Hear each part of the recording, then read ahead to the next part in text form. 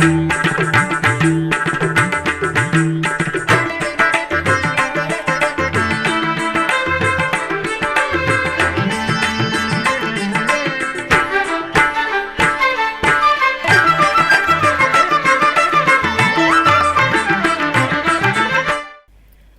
నమో వెంకటేశాయ. ఆండాల్ తిరువడగలే శరణం.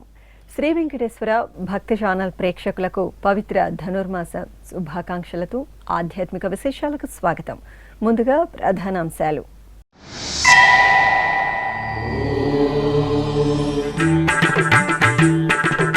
జనవరి 10వ తేదీ అప్పలాయగుంటలో వైకుంఠ ఏకాదశి పర్వదినం. శ్రీ ప్రసన్న వెంకటేశ్వర స్వామివారి ఆలయంలో కోయిల్ ఆళ్వార్ తిరుమంజనం.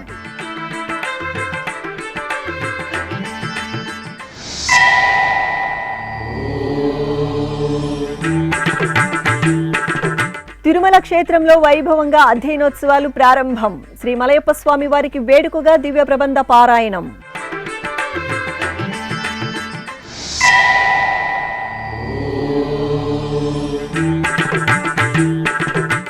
శ్రీకాళహస్తి మహాక్షేత్రంలో అమావాస్య ఉత్సవం. జ్ఞాన ప్రసూనంబ వాయులింగేశ్వరులకు ఊరేగింపు.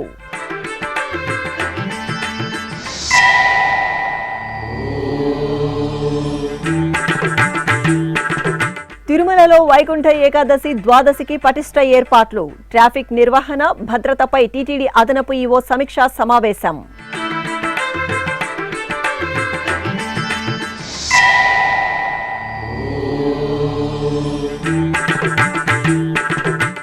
దేవుని కడప లక్ష్మీ వెంకటేశ్వరాలయంలో టీటీడీ జేఈఓ సమీక్షా సమావేశం. వార్షిక బ్రహ్మోత్సవాలు, వైకుంఠ ఏకాదశిపై అధికారులకు దిశానిర్దేశం.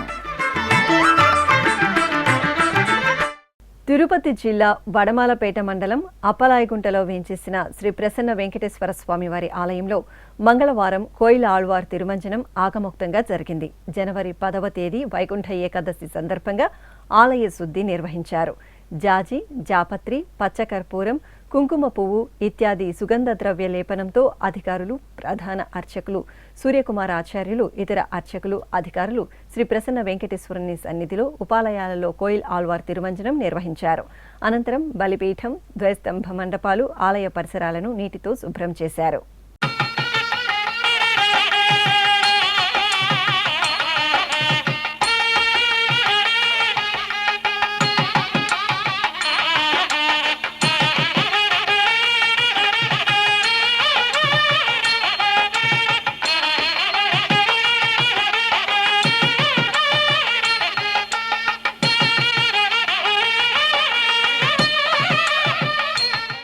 ఓం నమో వెంకటేశాయ.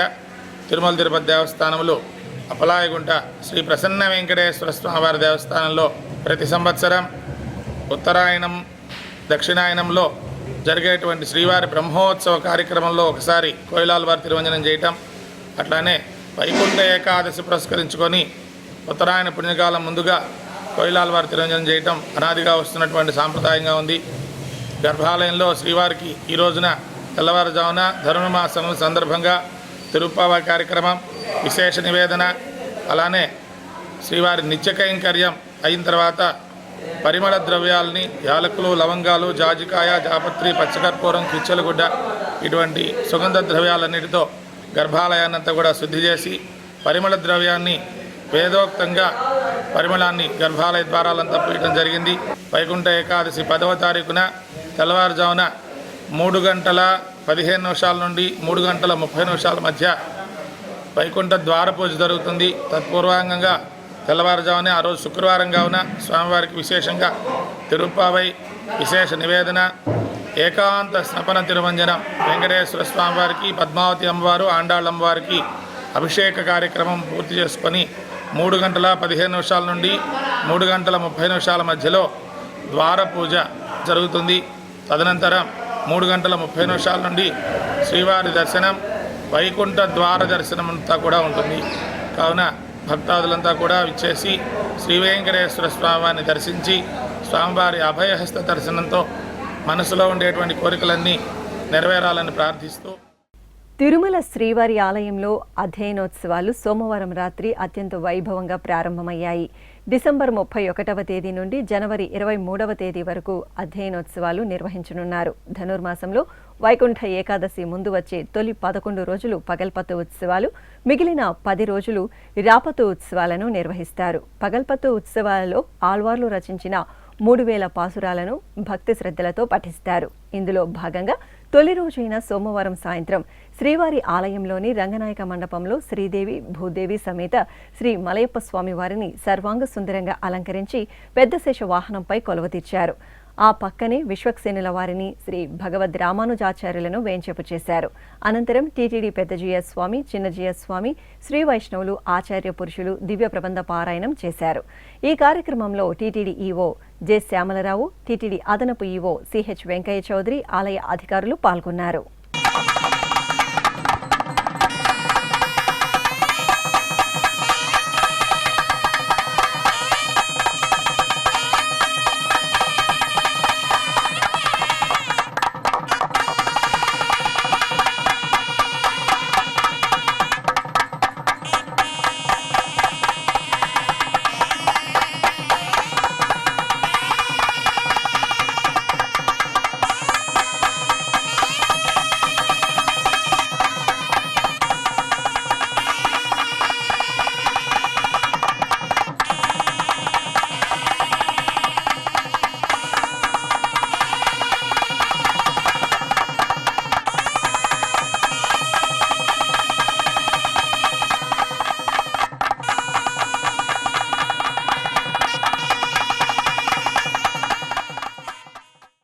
దక్షిణ కాశీగా భాసిల్లుతున్న శ్రీకాళహస్తీశ్వరాలయం ఓం నమః శివాయ స్మరణంతో ప్రతిధ్వనించింది.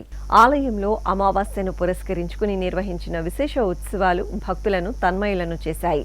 ముందుగా అర్చకులు ఆలయంలోని అలంకార మండపంలో శ్రీ సోమస్కందమూర్తి, శ్రీ జ్ఞాన ప్రసూనాంబిక అమ్మవారికి సకల బంగారు రత్నాభరణాలు, సుగంధ పుష్పమాలలతో శోభాయమానంగా అలంకరించి ప్రత్యేక పూజలు జరిపి హారతులు సమర్పించారు. అనంతరం మేళతాళాలు, మంగళ వాయిద్యాల నడుమ పురవీధులలో ఊరేగింపు ఉత్సవం కన్నుల పండుగ సాగింది.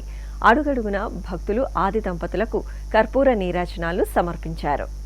నమః శివాయ నమః శివాయ గంగాధర హర నమః శివాయ నమః శివాయ నమః శివాయ గంగాధర హర నమః శివాయ ఓం నమః శివాయ నమః శివాయ గంగాధర హర నమః శివాయ నమః శివాయ నమః శివాయ గంగాధర హర నమః శివాయ.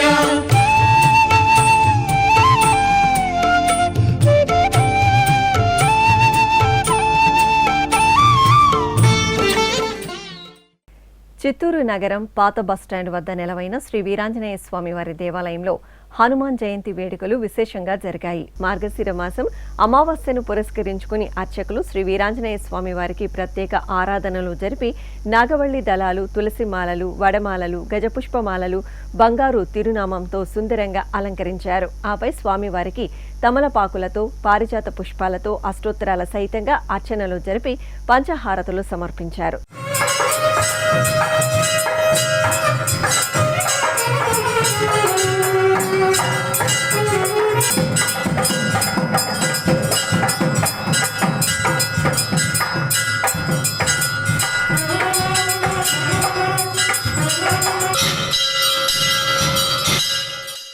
తరువాత మండపంలో శ్రీ వీరాంజనేయ స్వామి ఉత్సవమూర్తిని పుష్పశోభితంగా అలంకరించి పూజలు జరిపారు. సీతాలక్ష్మణ సమేత కోదండరామస్వామి వారికి అర్చనలు, హారతులు సమర్పించారు. జనవరి 10 నుండి 19వ తేదీ వరకు శ్రీవారి ఆలయంలో వైకుంఠ ద్వార దర్శనాలు భక్తులకు కల్పిస్తుండటంతో అందుకు తగిన విధంగా పటిష్టమైన ఏర్పాట్లు చేయాలని టీటీడీ అదనపు ఈవో సిహెచ్ వెంకయ్య చౌదరి అధికారులను ఆదేశించారు. తిరుమలలోని అన్నమయ్య భవనంలో సోమవారం సాయంత్రం వైకుంఠ ద్వార దర్శనాల సందర్భంగా ట్రాఫిక్ నిర్వహణ ఏర్పాట్లపై అదనపు ఈవో వెంకయ్య చౌదరి, సిబిఎండ్ఎస్ఓ శ్రీధర్, తిరుపతి జిల్లా ఎస్పీ సుబ్బరాయుడుతో కలిసి సమీక్ష సమావేశం నిర్వహించారు. ఈ సందర్భంగా అదనపు ఈవో మాట్లాడుతూ వైకుంఠ ద్వార దర్శన రోజుల్లో ట్రాఫిక్ నిర్వహణ ఏర్పాట్లపై నిఘా భద్రతా విభాగం, పోలీసు యంత్రాంగానికి దిశానిర్దేశం చేశారు. ముఖ్యంగా వైకుంఠ ఏకాదశి, వైకుంఠ ద్వాదశి రోజుల్లో పోలీసులు సమన్వయంతో వాహనాల రాకపోకలు సజావుగా ఉండేలా చర్యలు చేపట్టాలని, తిరుమలలో ప్రత్యేక పార్కింగ్ వ్యవస్థను ఏర్పాటు చేయాలని ఆదేశించారు. దర్శన టోకెన్లు, టికెట్లు ఉన్న భక్తులకు మాత్రమే దర్శనాలు ఉంటాయని అవగాహన కల్పించేందుకు రేడియో, బ్రాడ్కాస్టింగ్, సోషల్ మీడియా సమావేశాలు, ఎస్వీబీసీ ప్రోమోల ద్వారా ప్రజలలో విస్తృత ప్రచారం కల్పించాలని ఆదేశించారు. వైకుంఠ ద్వార దర్శన 10 రోజుల్లో దర్శనం కోసం ఎక్కువసేపు వేచి ఉండే సమయాన్ని నివారించేందుకు నిర్దేశిత తేదీ, సమయం ప్రకారమే భక్తులను దర్శనాలకు అనుమతిస్తామని ఆయన పేర్కొన్నారు.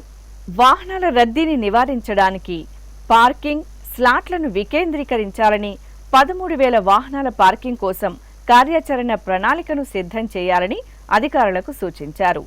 రామ్ బగీచా గెస్ట్ హౌస్ వద్ద ఎక్కువ సంఖ్యలో బగ్గీలను ఏర్పాటు చేయాలని, గరుడ సేవ తరహాలోనే రామ్ బగీచా వెలుపల వాహనాల పార్కింగ్ కేటాయించాలని సూచించారు. వైకుంఠ ఏకాదశి రోజున సరైన భద్రతా ఏర్పాట్లు ఉండేలా చూడాలని, స్థానిక పోలీసులతో పాటు ఆక్టోపస్ దళాల సేవలను కూడా వినియోగించుకోవాలని అదనపు ఈవో సిహెచ్ వెంకయ్య చౌదరి కోరారు.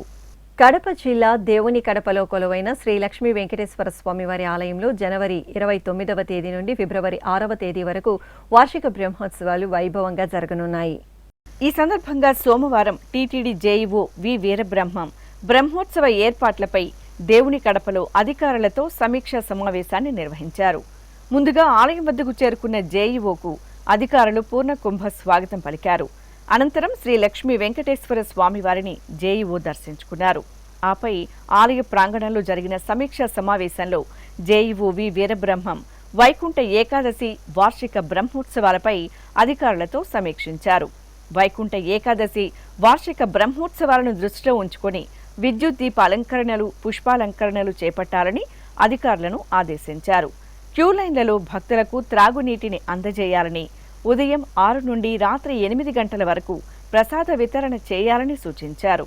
అలాగే ఉదయం, రాత్రి జరిగే వాహన సేవలను, స్వామివారి కళ్యాణాన్ని వైభవపేతంగా నిర్వహించడానికి ముందస్తుగా ఏర్పాట్లు చేసుకోవాలని కోరారు. దేవుని కడప స్వామివారి వైభవాన్ని తెలియజేసేలా ఫ్లెక్సీలను ఏర్పాటు చేయాలని సూచించారు. అనంతరం దాతలు ఏర్పాటు చేసిన అన్నదాన కార్యక్రమంలో జేఈఓ వీరబ్రహ్మం పాల్గొని భక్తులకు అన్నప్రసాద వితరణ చేశారు. దాతల అన్నప్రసాద వితరణ గురించి భక్తులకు తెలియజేసేలా ఫ్లెక్సీలను ఏర్పాటు చేయాలని ఆదేశించారు.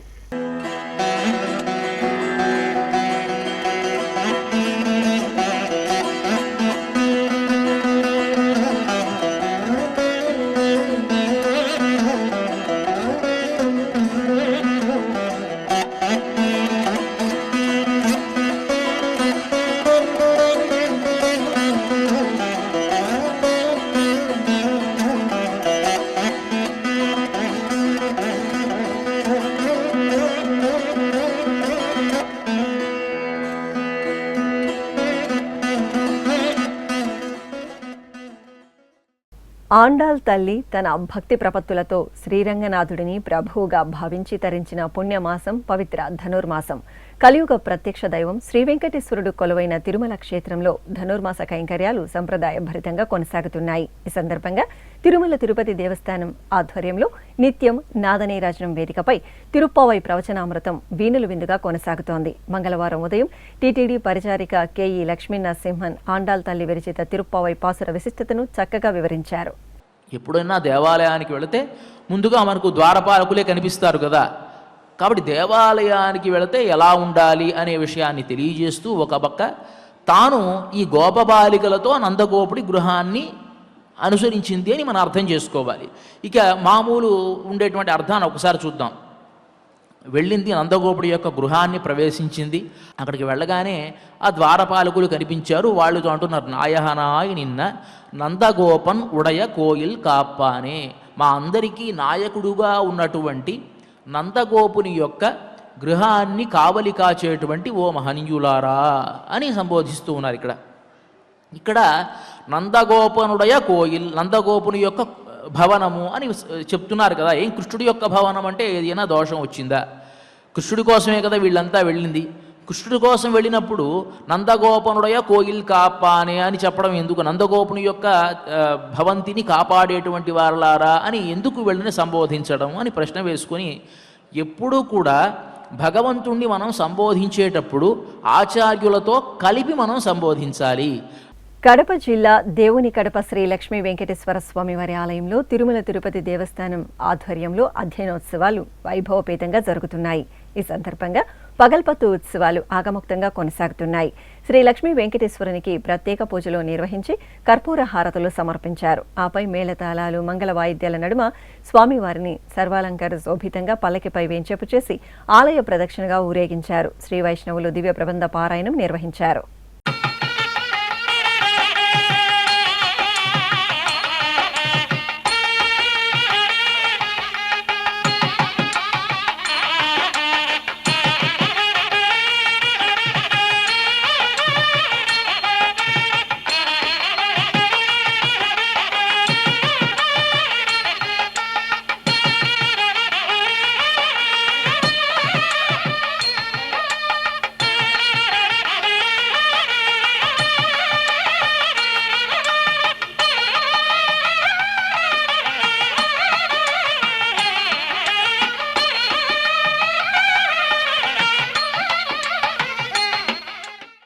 ఇప్పుడు ఒక చిన్న విరామం.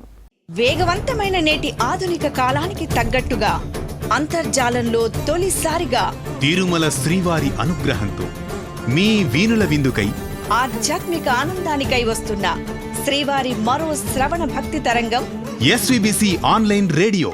వినరో భాగ్యము, వినరో భాగ్యము విష్ణు కథ. వినండి, విని తరించండి.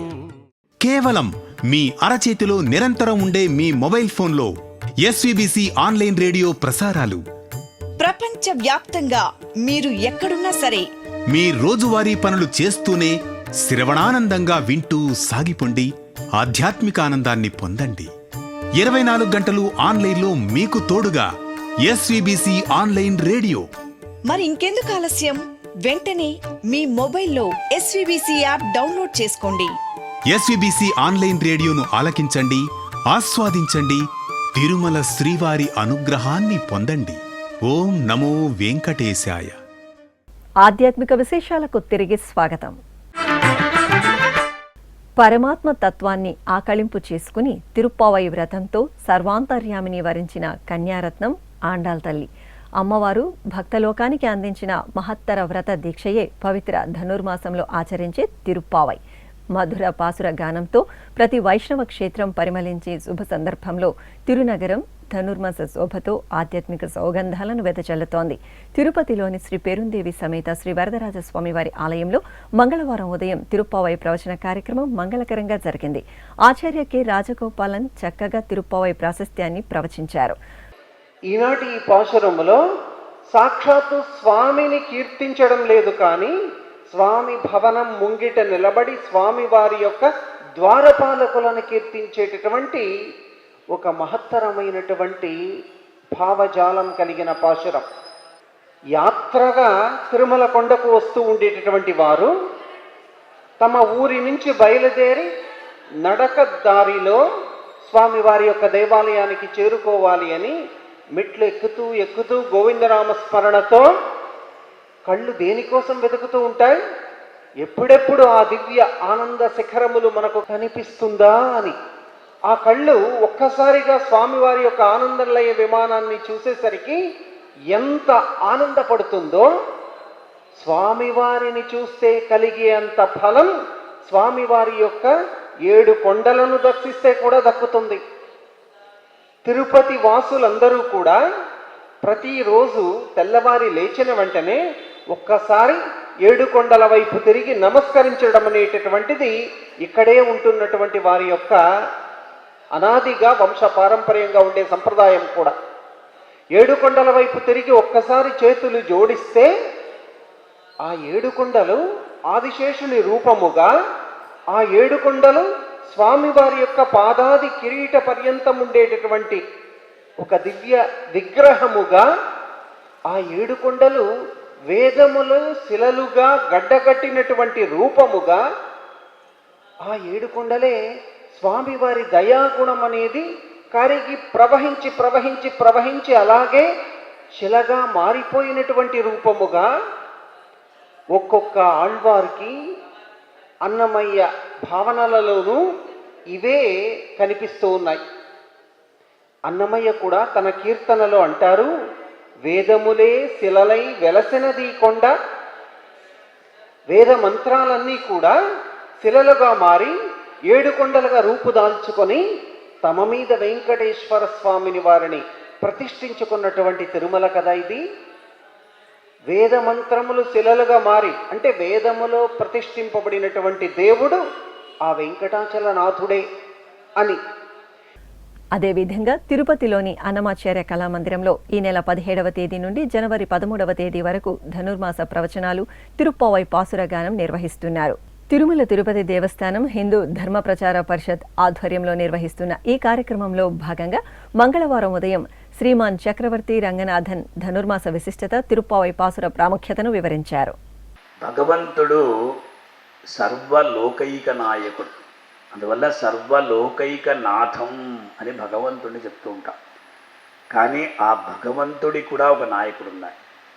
ఎంత వైచిత్రమండి! భగవంతుడికి కూడా ఒక స్వామి ఉన్నాడు. భగవంతుణ్ణి తన యొక్క అదుపులో పెట్టుకునేటువంటి ఒకడున్నాడు. ఎవరు అన్నారు? ఆ గోకులానికే నాయకుడైనటువంటి నందగోపుడు. అందువల్ల గోదాదేవి మొట్టమొదటగా నాయగనాయి నిన్న, అయ్యా ఎటువంటి ఆ నాయకత్వం అంటే నాయకుడు ఎలా ఉండాలన్నారు? ప్రజానాం వినయాధానాత్ రక్షణాత్ భరణాదపి సపితాపితరస్తాసాం కేవలం జన్మహేతవ అని కాళిదాసు చెప్తాడు. దిలీపుడు ఎలా ఉన్నాడన్నారు? అతడే సర్వస్వం. అంటే తండ్రి అనేటువంటి వాడు ఉన్నా కూడా అతడు కేవలం జన్మనిచ్చినవాడు, అన్నింటినీ చూసుకునేవాడు రాజు. అందువల్ల ప్రజానాం వినయాదానాత్ రక్షణాత్, ప్రజల్ని రక్షించడం, ప్రజల్ని భరించడం, ప్రజల యొక్క బాగోగుల్ని చూసుకోవడం అన్నీ సర్వస్వం రాజు దిలీపుడు. అలాగే ఈ నందగోపుడు అందరికీ నాయకుడుగా ఉన్నాడంటే నాయకుని యొక్క లక్షణాలు ఉన్నాయి. నెల్లూరు శ్రీ ఉమామహేశ్వర స్వామివారి ఆలయంలో అమావాస్య పూజలు ఘనంగా జరిగాయి. ఈ సందర్భంగా శివపార్వతుల ఉత్సవమూర్తులను సర్వాలంకార శోభితంగా అలంకరించి పల్లకిపై వేంచేపు చేసి షోడశోపచార పూజలను పూర్తి చేశారు. అనంతరం మేళతాళాలు, మంగళ వాయిద్యాల నడుమ ఆలయ ప్రదక్షిణగా స్వామి అమ్మవార్లకు పల్లకి ఉత్సవం నిర్వహించి కర్పూర నీరాజనాలు సమర్పించారు.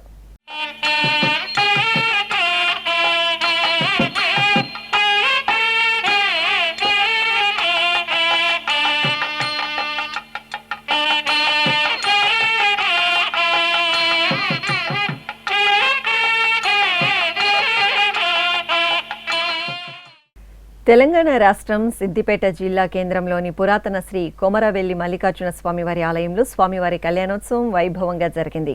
ఏటా మార్గశిర మాసం చివరి ఆదివారం నిర్వహించే మల్లికార్జునుడి కళ్యాణోత్సవంతో ఆలయంలో బ్రహ్మోత్సవాలు ప్రారంభమవుతాయి.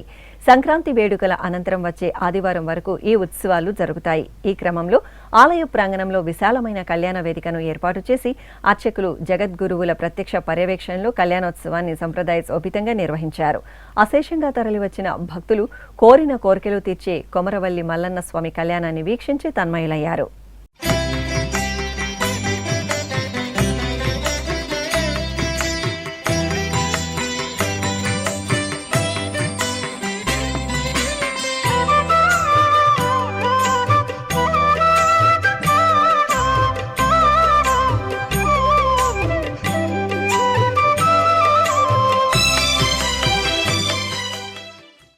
ఉమ్మడి పశ్చిమ గోదావరి జిల్లా జంగారెడ్డిగూడెం గోకుల తిరుమల పారిజాతగిరి శ్రీ వెంకటేశ్వర స్వామివారి ఆలయంలో ధనుర్మాస ఉత్సవాలు కనుల పండుగగా జరుగుతున్నాయి.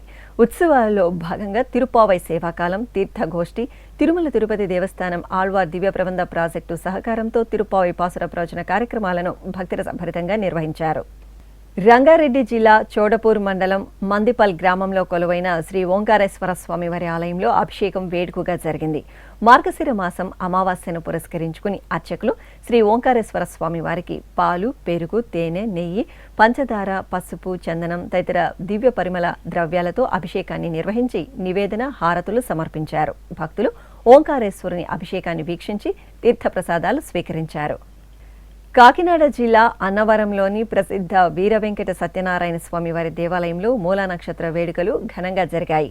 సత్యనారాయణ స్వామివారి ఆలయ ప్రాంగణంలో కొండ దిగువ మెట్ల మార్గం వద్ద ఉపాలయంగా ఉన్న శ్రీ కనకదుర్గమ్మ వారి మూలా నక్షత్ర వేడుకలను కన్నుల పండుగ నిర్వహించారు.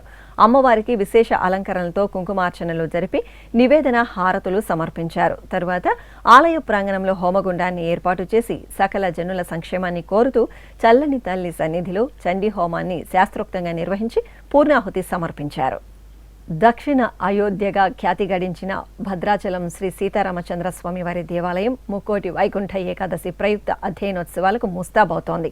ఈ నెల 31వ తేదీ నుండి జనవరి 9వ తేదీ వరకు పగల్పత్తు ఉత్సవాలు, జనవరి 10 నుండి 20వ తేదీ వరకు రాపత్తు ఉత్సవాలు జరగనున్నాయి. ఈ క్రమంలో జనవరి 8వ తేదీ వరకు అనగా 9 రోజుల పాటు శ్రీరామచంద్రమూర్తి వివిధ విశేష అలంకరణలతో భక్తులకు దర్శనమిస్తారు. ఈ సందర్భంగా ఆలయ ప్రాంగణంలో ఉత్తర ద్వార దర్శనం, అలాగే మిథిలా స్టేడియం ప్రాంగణం సర్వాంగ సుందరంగా సిద్ధమైంది.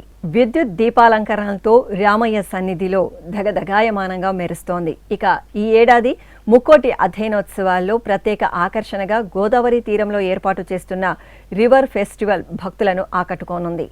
కడప నగరం మున్సిపల్ గ్రౌండ్లో కొలువైన శ్రీ రాజరాజేశ్వరి అమ్మవారి దేవాలయంలో శ్రీ కాశీ విశ్వేశ్వర స్వామి వారి పల్లకీ ఉత్సవం కన్నుల పండుగ జరిగింది. ధనుర్మాసం మాస శివరాత్రిని పురస్కరించుకుని అర్చకులు గర్భాలయంలో శ్రీ కాశీ విశ్వేశ్వరునికి ఆరాధనలు పూర్తి చేసి సర్వశోభితంగా అలంకరించి అష్టోత్తర శతనామావళి సహితంగా ధూపదీప నివేదనలు సమర్పించారు. తరువాత స్వామివారి ఉత్సవమూర్తిని శోభాయమానంగా అలంకరించి పల్లకిపై వెంచేపు చేసి ప్రాకారంలో ఊరేగించారు.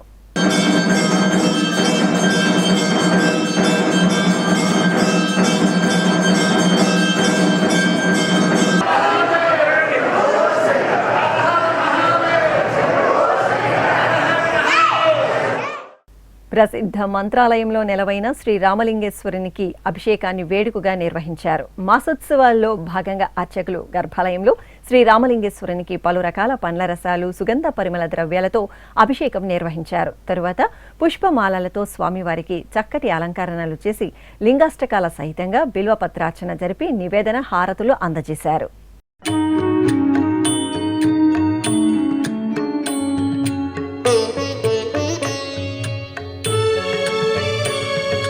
బ్రహ్మమురారిసురార్చితలింగం నిర్మలభాసిత శోభితలింగం. తెలంగాణ రాష్ట్రం సూర్యాపేట జిల్లా మేళ్ల చెరువులో కొలువైన శ్రీ వెంకటేశ్వర స్వామి వారి ఆలయం ధనుర్మాస ఉత్సవాల శోభతో కాంతులీనుతోంది. ఉత్సవాల్లో భాగంగా అర్చకులు గర్భాలయంలో శ్రీదేవి, భూదేవి సమేత శ్రీ వెంకటేశ్వర స్వామి వారికి ప్రాతకాల ఆరాధనలు నిర్వహించి సుందరంగా అలంకరించి హారతులు సమర్పించారు. ఆపై ఉపాలయంలో శ్రీ ఆండాల్ తల్లికి విశేష అలంకరణలతో పూజలు జరిపారు. ఆపై ఆలయ ప్రాంగణంలో చక్కటి వేదికను ఏర్పాటు చేసి స్వామి అమ్మవార్లను వేంచేపు చేశారు. అనంతరం భక్తులచే తిరుప్పావై పాసుర పారాయణం నిర్వహించారు. ఈ సందర్భంగా మహిళల కోలాట ప్రదర్శనలు ఆకట్టుకున్నాయి.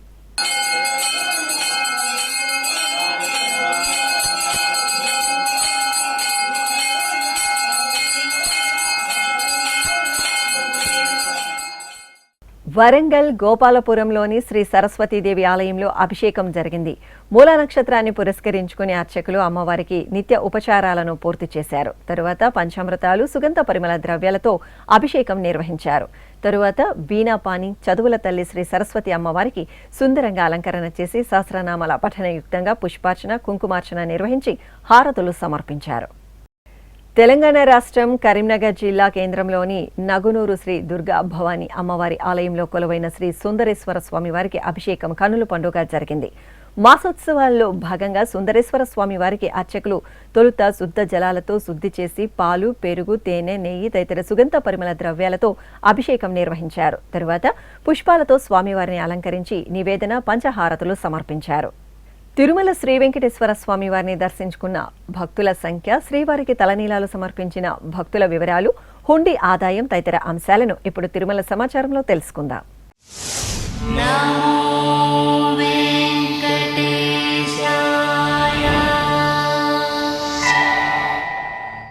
తిరుమల శ్రీ వెంకటేశ్వర స్వామి వారిని సోమవారం 68,298 మంది భక్తులు దర్శించుకున్నారు. 16,544 మంది భక్తులు తలనీలాల మొక్కును చెల్లించుకున్నారు. ఇక శ్రీవారి హుండీ ఆదాయం 4,10,00,000 రూపాయలు. ఆధ్యాత్మిక విశేషాలు ఇంతటితో సమాప్తం. తిరిగి రాత్రి 10 గంటలకు ప్రసారమయ్యే ఆధ్యాత్మిక విశేషాలు మళ్ళీ కలుసుకుందాం. ఓం నమో వెంకటేశాయ.